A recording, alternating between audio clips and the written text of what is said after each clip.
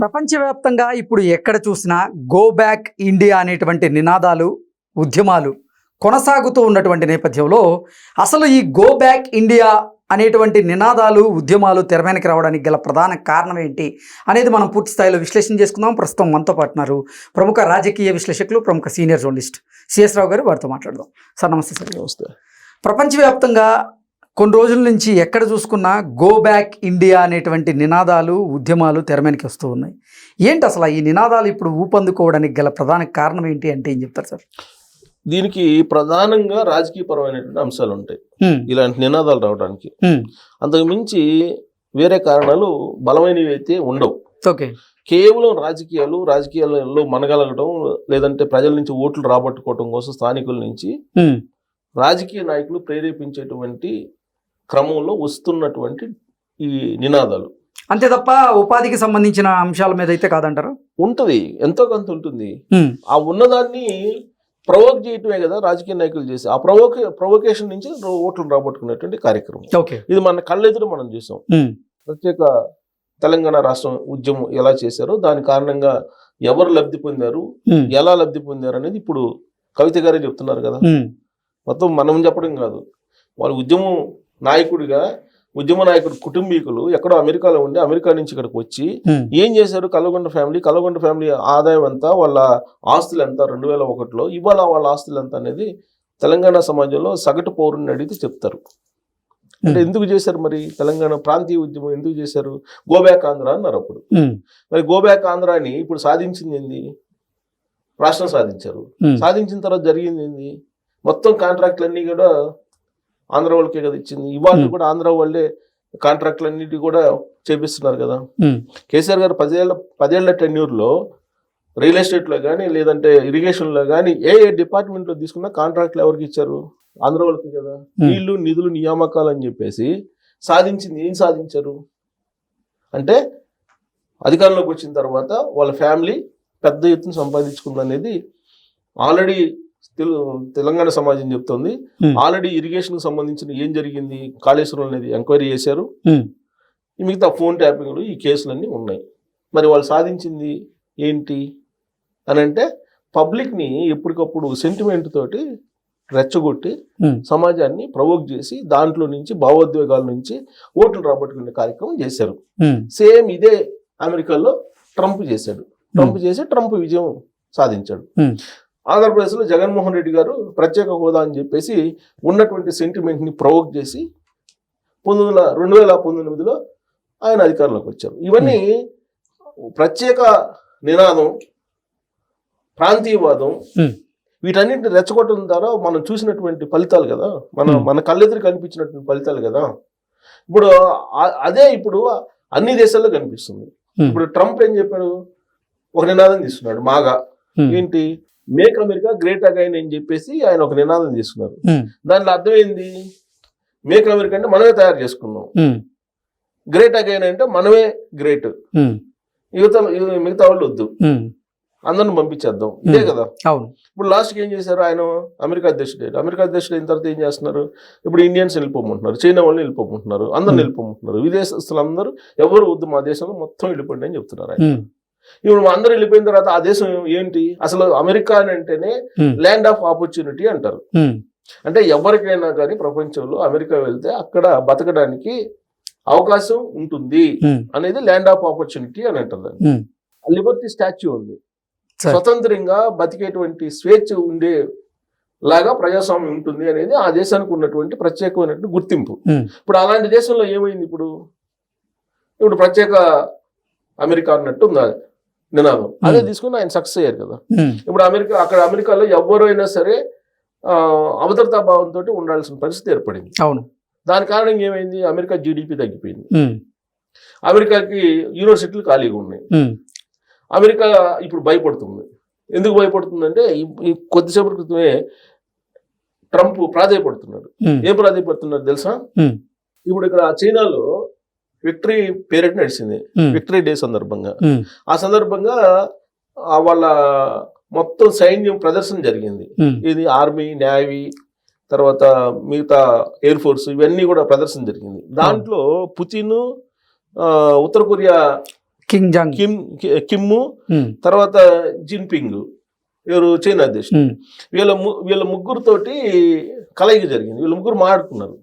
ఇప్పుడు ఆయన ఏమంటాడు, ట్రంప్ ఏమన్నాడు లేటెస్ట్ గా, మీరు అంటే జిన్పింగ్ గురించి, మీరు పుతిన్ అలాగే కిమ్ తోటి మాట్లాడారు, కలిశారు, అమెరికాకి మీరు అన్యాయం చేయబోతున్నారు, అమెరికాని టార్గెట్ చేసి అమెరికా మీద కుట్ర పడుతున్నారు.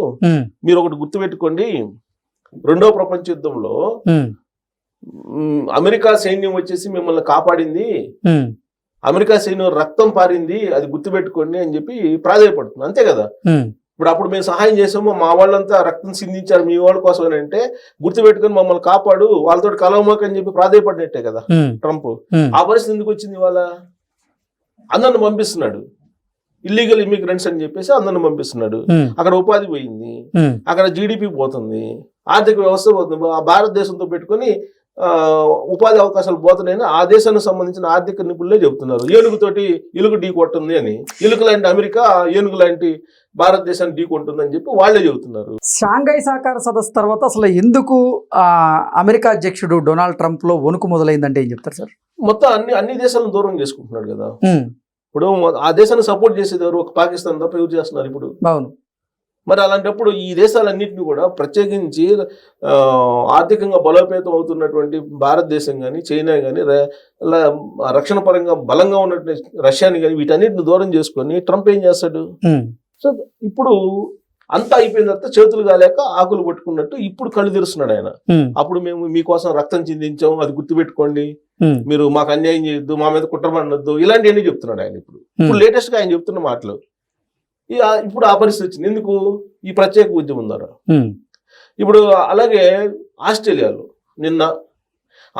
పెద్ద ఎత్తున గోబ్యాక్ ఇండియా అంటూ పెద్ద ఉద్యమాలు చేపట్టారు. గోబ్యాక్ ఇండియా అని, ఇండియన్స్ ని వెళ్ళిపోమని. అవును.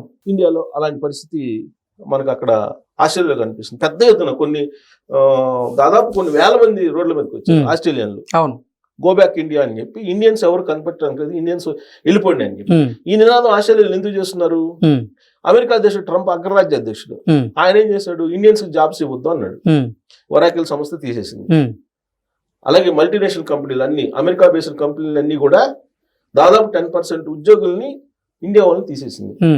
ఇది అఫీషియల్ రికార్డు. అమెరికా అధ్యక్షుడు, అగ్రరాజ్యం అధ్యక్షుడు ఏం చేస్తారో మిగతా దేశాలు కూడా అదే ఫాలో అవుతాయి. యథా రాజా తదా ప్రజ అన్నట్టు అగ్రరాజ్యంలో ఉండేటువంటి వాళ్ళు ఏం చేస్తారో మిగతా దేశాలు కూడా అదే చేస్తాయి. ఇప్పుడు ఆస్ట్రేలియాలో కూడా ఇండియన్స్ వల్ల మాకు నష్టం జరుగుతుంది, అమెరికానే నష్టపోయింది కదా, మనమెంత ఇండియన్స్ పంపించేద్దాం అని చెప్పి ఆస్ట్రేలియా అది పనిచేస్తుంది. అలాగే యూకేలో అదే పరిస్థితి. యూకేలో ఇవాళ రేసిజం వచ్చింది. యూకేలో ఒకప్పుడు యూకే వెళ్ళి ఇండియా వాళ్ళు బ్రహ్మాండంగా అక్కడ డాక్టర్స్ కానీ ఇంజనీర్స్ కానీ ఉండేవాళ్ళు, ఎక్కువ డాక్టర్స్ ఉండేవాళ్ళు, ఇంజనీర్స్ ఉండేవాళ్ళు, బిజినెస్ పీపుల్ ఉండేవాళ్ళు. ఇవాళ ఫ్రీ ట్రేడ్ డీల్ కుదిరింది భారతదేశానికి యూకేకి, ఈ మధ్యన కుదుర్చుకున్నారు. అయినప్పటికీ ఇండియా వాళ్ళు అక్కడ తేడాగా చూస్తున్నారు. అక్కడ యూకేలో ఇట్లా ప్రధానమైన దేశాలు కెనడాలో అయితే అసలు ఎంతబడి హిందూ దేవాలయాలను ధ్వంసం చేస్తున్నారు, హిందువుల్ని కొడుతున్నారు, ఇండియన్స్ ని. ఏ దేశంలో ప్రధాన దేశాల్లో అన్నింటిలో గో బ్యాక్ ఇండియా అనేటువంటి నినాదం రావడానికి కారణం ఏంటంటే అక్కడ ఉన్నటువంటి రాజకీయంగా వాళ్ళు మనగలగటానికి. ట్రంప్ అదే సూత్రంతో వచ్చాడు. ఇప్పుడు రేపు ఆస్ట్రేలియా ఎలక్షన్ జరిగితే కనుక ఆస్ట్రేలియాలో కూడా అలాంటి నినాదం తీసుకుని పొలిటికల్ గా రావాలని చెప్పేసి ప్రొవోక్ చేస్తుంటారు. అందుకే గో బ్యాక్ ఇండియా అని చెప్పి అక్కడ వచ్చింది. యూకేలో ఎలక్షన్ మొన్నటిదాకా ఎలక్షన్ ఉంది, ఆ ఎలక్షన్ ముందు కూడా గో బ్యాక్ ఇండియా అన్నారు. సేమ్ మనకి తెలంగాణలో ఏది సిచ్యువేషన్ కనపడిందో తెలంగాణ వాదం ప్రపంచవ్యాప్తంగా అదే వాదం కనపడుతుంది ఇప్పుడు ప్రపంచవ్యాప్తంగా. ఇప్పుడు అమెరికాలో కూడా గో బ్యాక్ ఇండియా అని చెప్పి ఆ మధ్య ఒక కారు పార్కింగ్ చేసే విషయంలో గొడవ వస్తే అక్కడ అన్నారు. ఇది ఆయా దేశాలకు మంచిది కాదు. అది ఇప్పుడు తెలంగాణ ఉద్యమం చేశారు, ఆంధ్ర ప్రత్యేక రాష్ట్రం అన్నారు, ఆంధ్ర వాళ్ళు గో బ్యాక్ అన్నారు, ప్రత్యేక రాష్ట్రం వచ్చింది. మరి ఇప్పుడు ఆంధ్ర వాళ్ళు ఎంప్లాయీస్ ఎంతమంది ఉన్నారు హైదరాబాద్ లో? ఇప్పుడు సాఫ్ట్వేర్ లోనే 15 లక్షల మంది ఉంటే సుమారుగా ఈ 15 లక్షల మందిలో తెలంగాణ వాళ్ళు ఉండేది మాక్సిమం 15%. మిగతా 85% వివిధ రాష్ట్రాలకు సంబంధించినటువంటి వాళ్ళు, ఆంధ్ర వాళ్ళు, తర్వాత రకరకాల వాళ్ళు ఉన్నారు, విదేశస్తులు అందరూ ఉన్నారు. మరి ఉద్యమం చేసి సాధించింది ఏంది? ఏం సాధించారు? నిధులు నీళ్లు నియామకాలు అన్నారు కదా, మరి నియామకాలు ఏమైపోయినాయి? ఎందుకు మీరు చేయట్లేదు? మరి 85% మా వాళ్ళకి ఇవ్వాలి అని చెప్పి అప్పుడు డిమాండ్ చేశారు కదా, మరి ఎందుకు దాని మీద మాట్లాడట్లేదు? అధికారంలోకి రావడానికి ఒక రకంగా మాడతారు, వచ్చిన తర్వాత ఇంకో రకంగా మాడతారు. ఇప్పుడు మరి తెలంగాణ వాళ్ళకి ఉద్యోగాలు ఇవ్వాలి కదా, ఇక్కడ ఉండే కంపెనీలన్నీ. ఆ మాట అన్నాం అనుకో, కంపెనీలన్నీ ఖాళీ చేసి వెళ్ళిపోతాయి. ఎందుకు వాడికి టాలెంట్ కావాలి, టాలెంట్ లేదని కాదు, తెలంగాణ వాళ్ళకి బెస్ట్ పడించుకుంటాడు. ప్రైవేట్ కంపెనీలు వీళ్ళు చెప్పింది వినరు కదా, నైపుణ్యం ఉన్న వాళ్ళని వాళ్ళు పిక్ అంతే, చేసుకుంటారు. వాళ్ళకి నచ్చిన వాళ్ళని, నైపుణ్యం ఉన్న వాళ్ళని తీసుకుంటారు. కొన్ని కంపెనీలు విధేయతలు కావాలంటారు, కొన్ని కంపెనీలు నైపుణ్యం ఉన్న వాళ్ళు కావాలంటారు, కొన్ని కంపెనీలు రకరకాల వాళ్ళకి కావాల్సినటువంటి ఫ్యాక్టర్స్ లో సరిపోయిన వాళ్ళు తీసుకుంటారు. మరి ఇప్పుడు ఉద్యమం చేసేది అది సేమ్ అదే అమెరికాలో కూడా. అమెరికాలో ట్రంప్ చెప్తున్నాడు మీరు ఇండియన్స్ ని పంపించేసేయండి అని. అంత మాత్రం చేత ఇండియన్స్ ని కంప్లీట్ పంపించేస్తే వాళ్ళ కంపెనీలు ఏమైపోతాయి? ఓకే. సో కాబట్టి ఇదంతా కూడా పొలిటికల్ గేమ్ లో భాగంగా వస్తున్నటువంటిది. తెలంగాణ వాదం అనేది ఇప్పుడు ఇక్కడ మనకి ఏదైతే కనిపించిందో అదే అలాంటి వాదమే సుమారుగా ఇంచుమించుగా ప్రపంచం మొత్తం కూడా ఇది కనిపిస్తుంది. కారణం ఏంటంటే పొలిటికల్ ఎగ్జిస్టెన్స్ కోసం కొన్ని పార్టీలు చేసేటువంటి పని. Okay sir, thank you so much. Thank you.